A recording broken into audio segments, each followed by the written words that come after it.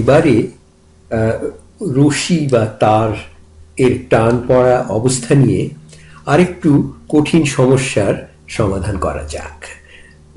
সমস্যাটা খুব কঠিন নয়, শুধু একটু আগেবারের তুলনায় একটু বেশি অ্যালজেব্রা বা বীজগণিত নিয়ে একটু কুস্তি করতে হবে। ছবিটাতে দেখা যাচ্ছে যে ভূপৃষ্ঠের সমান্তরাল একটা ছাতের থেকে দুই প্রান্ত, মানে দুটো জায়গায় আটকানো তার দিক থেকে একটা একটা ভর 1 কিলো মতো ভরের বস্তু ঝুলে রয়েছে। আচ্ছা, তাহলে ওই তারটা একটা ত্রিভুজের মতন, ওই ছাতের সঙ্গে একটা ত্রিভুজের মতন তৈরি করেছে, আর ওই কোণগুলো ছাতের সঙ্গে T2 বলে যে তারটির যে অংশটি, ওই টেনশন T2 একটা ভেক্টর, এটা ওই এই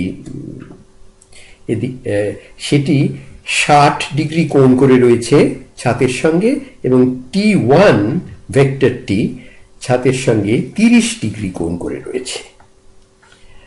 আমাদের বের করতে হবে যে এই T1 এবং T2 তাদের মান কত, তাদের পরিমাণটা কত, সেইটি বের করতে হবে। তার জন্যে আমরা এটাকে অনেক সময় ওই স্থির অবস্থায় অনেকগুলো বল কাজ করছে এবং সব স্থির হয়ে রয়েছে, সেখান থেকে আমাদের হিসেব করতে হবে কোন কোন বলে কিভাবে কাটাকুটি হচ্ছে, তাই থেকে পুরো জিনিসটা বেরিয়ে আসে। তো এখানেও তাই, সবাই থেমে রয়েছে।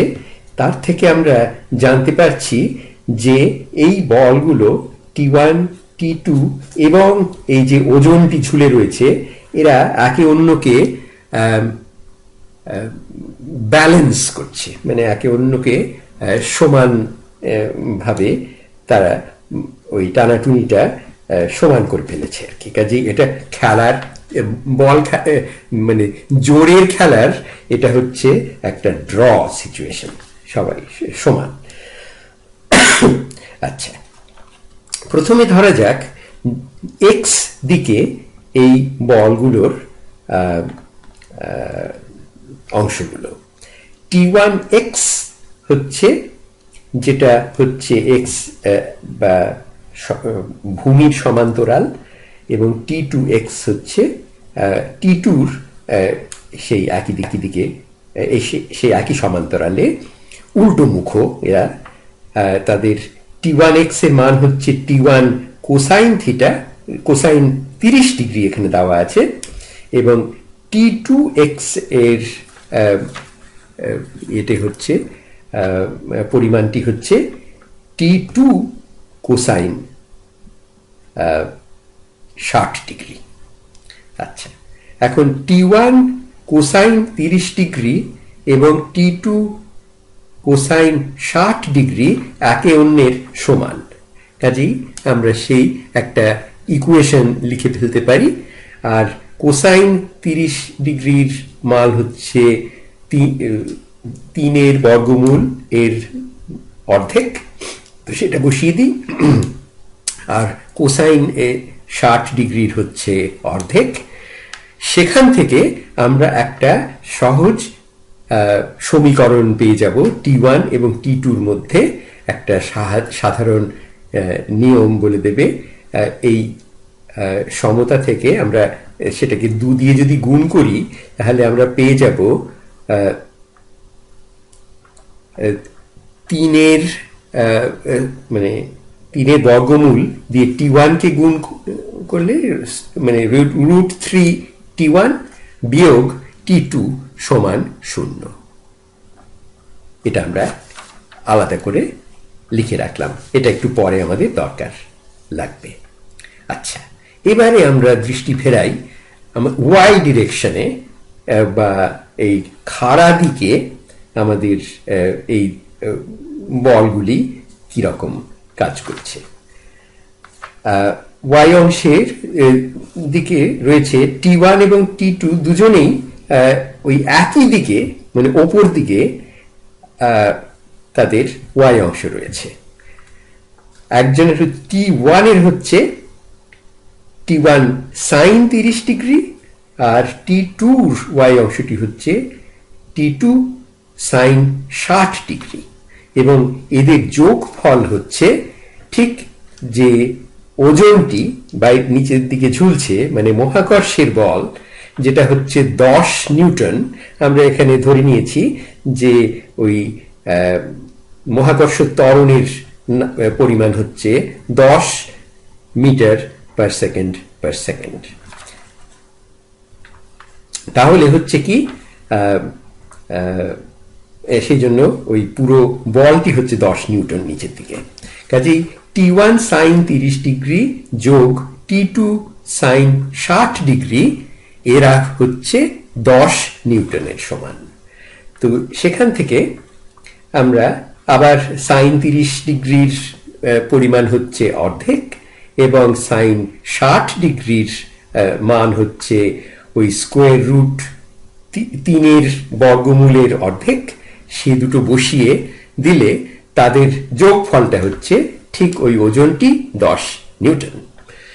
ওকে, সেখান থেকে আমরা পেয়ে যাচ্ছি 2 দিয়ে যদি গুণ করি এই সমীকরণটাকে তাহলে হচ্ছে T1 যোগ রুট 3 মানে ওই 3 বর্গমূল T2 সমান 20 নিউটন।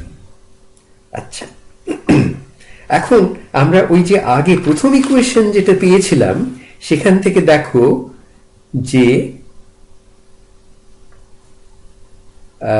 আচ্ছা তাহলে এটাকে যদি আমরা স্কোয়ার রুট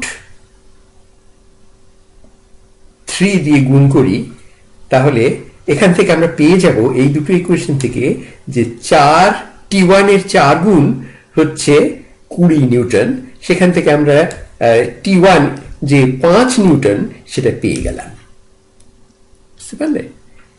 এটা অন্যভাবে করা যায়, ছবিতে একটু অন্যভাবে দেখানো হচ্ছে, তো আমার মনে হয় আমরা যেটা করছি সেটা একটু সহজ। তাহলে আমরা T1টা মানে আসলে ওই প্রথম ইকুয়েশনটা থেকে আমরা পেয়ে যাচ্ছি যে T1 এর 3 গুণ হচ্ছে ওই রুট 3 এর সঙ্গে T2 গুণ করলে যা হয় এবং সেটা এখানে বসিয়ে দিলেই আমরা পেয়ে যাচ্ছি T1 সমান 5 নিউটন। খুব সহজ অ্যালজেব্রা।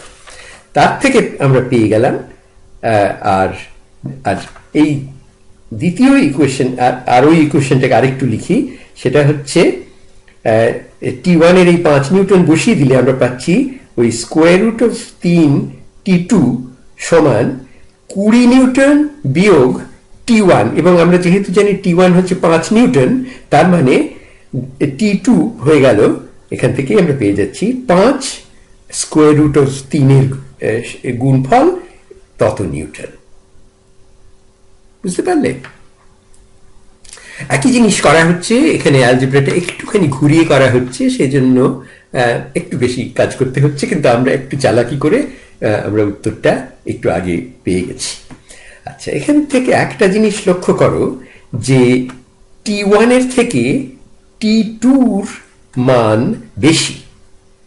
আচ্ছা, সেটাও বোঝা যাচ্ছে, মানে T2 বেশি কাজ করতে হচ্ছে তাকে T1 এর থেকে। তার কারণ কি, T1টি দেখবে যে খানিকটা সমতলের দিকে হেলে আছে বেশি, আর T2 আরেকটু মাথা উঁচিয়ে রয়েছে বলে তার উপরে এই ভাগটি, এই ওজনটিকে সামলাবার ভারটি পড়েছে বেশি। সে কারণেই T2 হচ্ছে মানে ওই স্কোয়ার রুট অফ 3 গুণ বেশি T1 এর থেকে। মানে T2 সমান আমরা আবার লিখতে পারি রুট 3 T1, যেটা আমরা প্রথমেই লিখেছিলাম। হ্যাঁ, কাজেই এই দুটো মানে অঙ্ক কষে আমরা, এটা শুধু অ্যালজেব্রার খেলা, তাই কি, তাই নয় কি? তার থেকে আমরা একটা ফিজিক্সের অঙ্ক কষে ফেললাম।